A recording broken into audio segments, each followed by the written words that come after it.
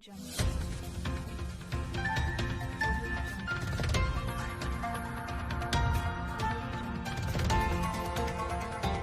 कारवां TV, हर पल आपके साथ। स्वागत है आपका हमारे चैनल कारवां टीवी में। कहते हैं जाखो राके साइयाँ मार सके ना कोई। आज यूक्रेन से दो बच्चे लौटे हैं।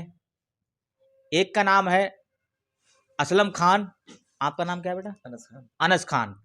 बता दूं, अनस खान एक ऐसी शख्सियत के फर्जंद हैं, एक बेटे हैं जिनका नाम है अशरफ खान। अशरफ खान से मैं आपको तारुफ करा दूं तो अशरफ खान किसी तारुफ के मोहताज नहीं हैं।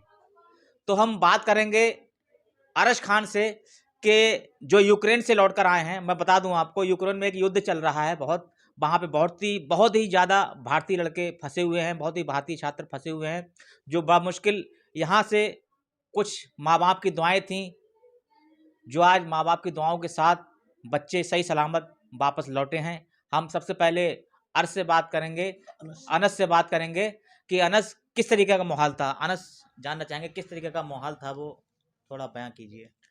माहौल काफ़ी ख़तरनाक हो चुका था और काफ़ी सबको डर लगने लगा था, क्योंकि सब बच्चे घबरा गए थे। एकदम अचानक से सब सो रहे थे और अचानक से कीव में और जो इवानो और खार्किव वगैरह सब में एकदम अटैक हो गया था। तो बच्चे सब घबरा गए थे और क्या फिर एकदम जल्दी से सब निकलने की बात हो रही थी कि कहाँ-कहाँ, कैसे-कैसे एकदम निकलना है। तो सबने गवर्नमेंट से कांटेक्ट किया था, एम्बेसी में बात की थी, तो गवर्नमेंट ने अपना एक्शन लिया था और परमिशन ली थी अपने जो आसपास की कंट्रीज़ थी उसमें, जैसे कि क्या नाम है, हंगरी हो गया, हंगरी बॉर्डर एंड रोमानिया और पोलैंड और एक और था। ये 4 कंट्री थी जिससे उन्होंने आपस में परमिशन ली थी। फिर उनसे कांटेक्ट किया था और उन्होंने परमिशन दे दी थी और फिर सब लोग जाकर ट्रांसफ़र वहाँ बॉर्डर क्रॉस करने की बात करने लगे थे। तो उसमें सबने क्रॉस करने की बात की थी, जैसे कि हमारे गवर्नमेंट ने अच्छा काम किया था और उसमें निकाला गया था और यूनिवर्सिटी ने भी सबने अच्छे से बताया था कैसे क्रॉस करना है और बच्चों की लिस्ट बनाई थी। लेकिन बच्चा बहुत था इसलिए काफ़ी प्रॉब्लम हो रही थी। तो हमने आपस में अपनी व्हीकल जो था, हमने अपनी जो बस थी उसको खुद हमने उसको रेंट किया था, जो कि हमारी शायद 1.5-2 लाख रुपए की बस की थी हमने, जिससे कि हम लोग खुद जा सकें, क्योंकि बहुत प्रॉब्लम हो चुकी थी, बच्चे बहुत हो रहे थे और क्रॉस करने के लिए काफ़ी प्रॉब्लम होने वाली थी, क्योंकि बच्चा वहाँ बहुत जा चुका था। क्योंकि और भी चेरनोबिल थी और जितनी भी सिटीज़ थी यूक्रेन की, उससे बच्चे सब आ रहे थे, क्योंकि सबको घर जाने की दिक्कत हो रही थी इसलिए। बरेली के कितने बच्चे थे अब यहाँ पर, जानना चाहेंगे खान साहब?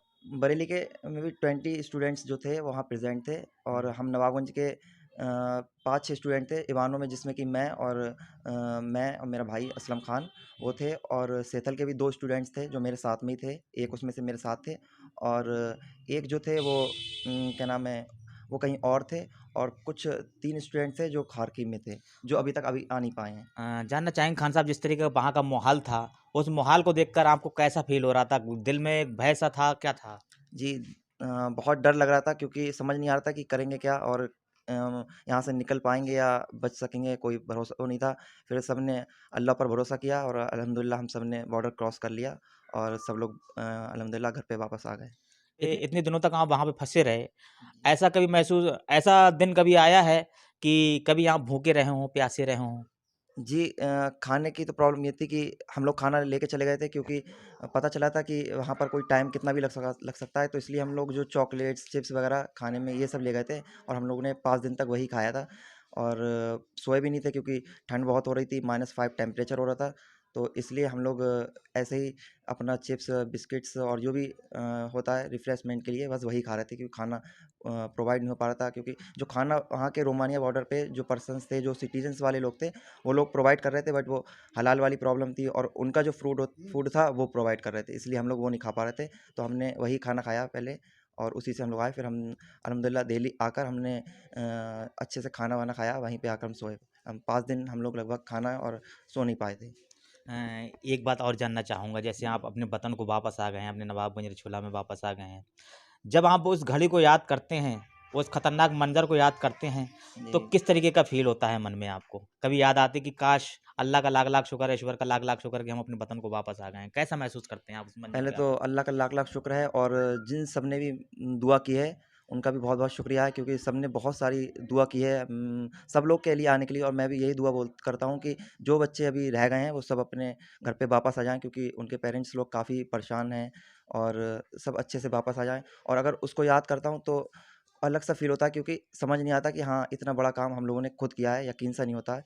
तो खुद बैठते हैं तो डर सा लगता है कि हाँ, इतना बड़ा काम करके हम लोग आ गए हैं वापस। खान साहब एक बात और जानना चाहूँगा जैसे अपने बरेली के लोग जो फँसे हुए थे उनमें किसी को नुकसान कोई किसी तरीके का कोई नुकसान किसी की जान गई है किसी की? नहीं, नहीं, नुकसान तो किसी को नहीं हुआ, बस जो कल एक एक्सीडेंट हुआ है, जो खारकी में एक 4th ईयर का स्टूडेंट था, उसको हुआ है और एक और भी स्टूडेंट है जिसकी डेथ हो गई है, तो बस वही 2 डेथ हुई हैं अभी तक तो खारकी में और कोई वैसे कोई प्रॉब्लम नहीं है। बट हाँ, ये था कि कुछ बच्चे कुछ लड़कियाँ और कुछ बच्चे बेहोश हो रहे थे क्योंकि लाइन में बॉर्डर क्रॉस करने के लिए हम लोग को 24 घंटे लाइन में खड़ा होना पड़ रहा था, 30 घंटे कुछ बच्चे खड़े हो रहे थे, इसलिए वहाँ पर धक्का आ रहा था पीछे से, तो परेशान हो रहे थे काफ़ी लोग, इसीलिए बस थोड़ी प्रॉब्लम थी और बाकी कोई प्रॉब्लम नहीं थी अल्हम्दुलिल्लाह।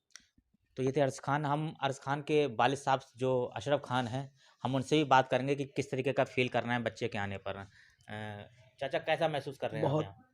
बहुत अच्छा लग रहा है और बड़ा दिल में डर था, वो अब डर ख़त्म हो गया है। मगर बाकी बच्चे जो और वहाँ रह गए हैं, हम चाहते हैं वो भी बच्चे भी अपने अपने माँ बाप से आके मिलें ताकि उनके माँ बाप को तसल्ली हो और हमारे जो है यही दुआ है उनके लिए भी कि वो अपने घर वापस आ जाएं। हमारे बच्चे आ गए हैं, हम चाहते हैं बाकी सारे लोग अपने घर आ जाएं। चाचा जब आप टीवी अखबारों में आप खबरें सुनते थे, तो किस तरीके का दिल में फ़ील होता था? कोई दहशत बैठती थी दिल में? दहशत तो होती थी, टीवी देखते थे और देखने के साथ-साथ हमें लग भी था कि हाँ, बहुत दहशत की बात है और ये तो एक नई बात थोड़ी जब सामने देख रहे हैं कि तो एकदम नई बात लग रही है कि दहशत होना भी चाहिए। मगर हमारे जो देश के प्रधानमंत्री हैं, उन्होंने हमें भरोसा दिलाया जिसके प्रति हम जो है उम्मीद भी लगाई और वहाँ तमाम समाज के लोग जो हैं दुआएँ कर रहे थे। हम उन सभी लोगों के बहुत-बहुत शुक्रगुज़ार हूँ और यहाँ की जो गवर्नमेंट ने जो लोगों को जो भी उनसे सहायता हो सकी वो दी है।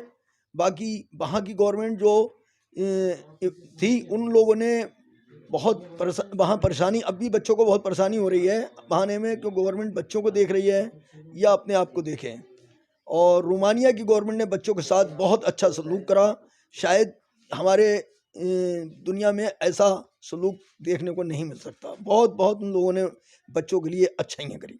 हमारे चैनल के माध्यम से सरकार को क्या संदेश देना चाहेंगे जो बच्चे फँसे हुए हैं, जो छात्र फँसे हुए हैं उनको लेकर? मैं जो भी बच्चे छात्र जो फंसे हुए हैं, सरकार से अपील करता हूँ, अपने देश के गृह मंत्री और प्रधानमंत्री से अपील करता हूँ ताकि जल्द से जल्द उन बच्चों को हिंदुस्तान वापस लाया जाए और अगर किसी वजह से उन्हें कोई परेशानी हो रही है तो उनको उसकी सहूलियत मुहैया कराई जाए।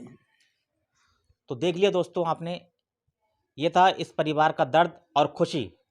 आज बच्चे आ गए हैं तो पूरा घर खुशियों से भरा हुआ है, मेहमान आ रहे हैं और दुआ फातिया का सिलसिला भी जारी है यहाँ पर। बने रहिए हमारे साथ, हम आपको दिखाते रहेंगे पल-पल की अपडेट कारवां टीवी में रियाज गुड्डू अंसारी के साथ। तब तक के लिए जय हिंद दोस्तों।